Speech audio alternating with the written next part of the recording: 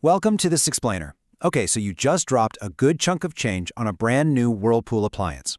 The absolute last thing you want is a massive repair bill just because of a tiny paperwork oversight, right? Today, we're diving into a complete step-by-step guide on exactly how to register your appliance for warranty. Even if you're a complete beginner, this is going to be super easy to follow. Let's make sure you get that peace of mind and those timely repairs if life decides to happen.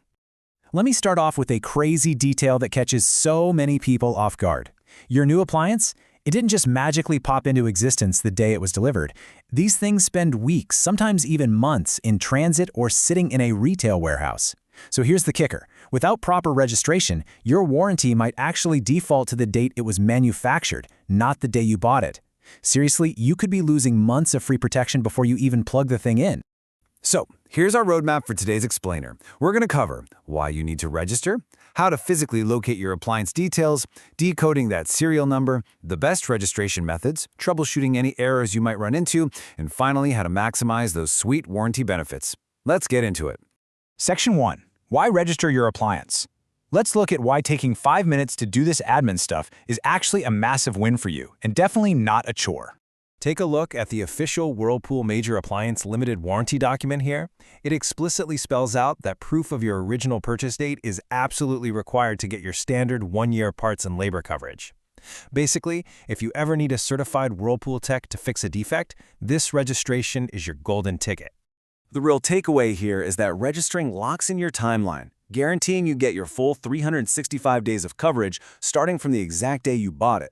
Plus, it lets Whirlpool reach out to you directly if there's ever a critical safety update or product recall. And if something does go wrong, all your records are consolidated. Their customer service team will know exactly what machine you have and what parts to bring. It's just smart. Moving right along to Section 2, locating your appliance details.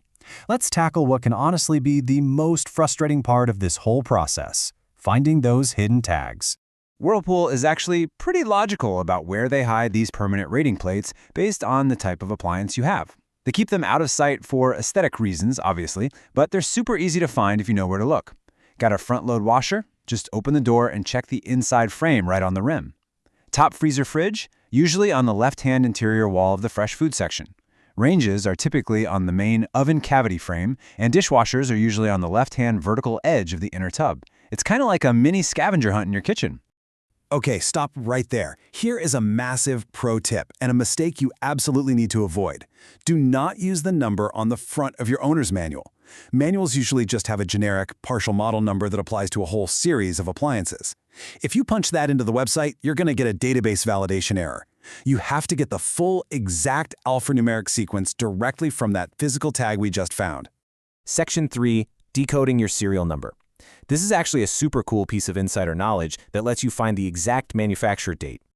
Whirlpool literally encodes the exact build date right into the string of letters and numbers on your serial tag.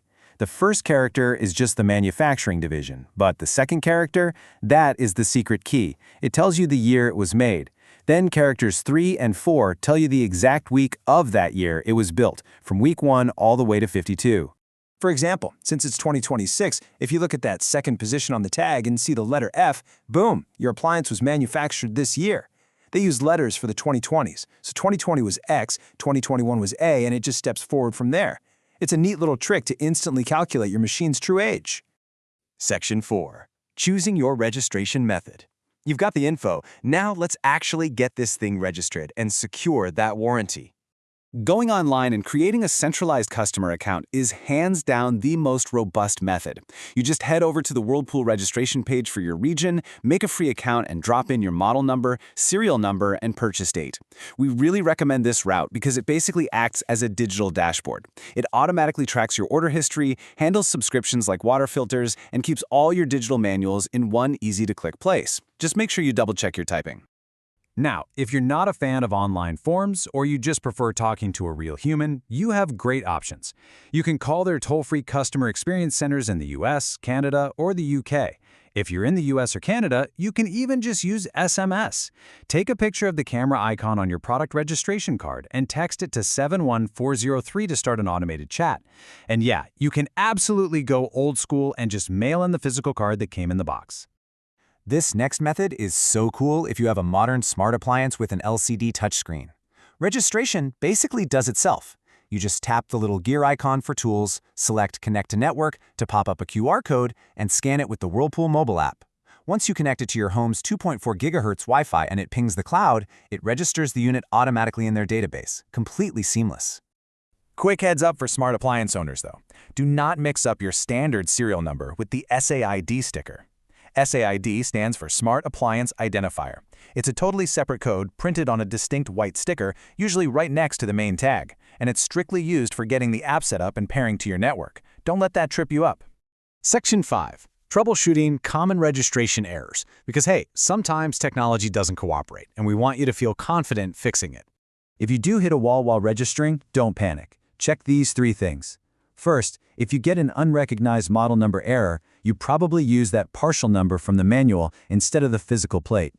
Next, if your smart registration fails, take a look at your router. Sometimes your firewall settings block the appliance from talking to the Whirlpool server.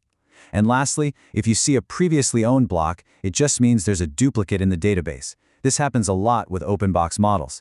Just give support a quick call to get the ownership officially transferred to you. Oh, and please remember this. There is a ticking clock when it comes to cosmetic damage. Your standard warranty gives you a year for mechanical and manufacturing defects, sure. But if your machine arrives with a scratch, a dent, or a chipped finish, you only have 30 days from the purchase date to report that to Whirlpool. That makes inspecting your delivery and getting registered immediately absolutely critical. Section 6. Maximizing your warranty benefits. Let's talk about the long-term value of protecting your investment. Registering isn't just about year 1, it actually unlocks some amazing regional perks. Like, did you know in the UK, registering a large appliance gets you a free 10-year parts guarantee as long as you use their authorized engineers? Globally, registration also lets you buy extended service plans with 0 deductibles, covering 100% of factory-certified parts after your first year expires.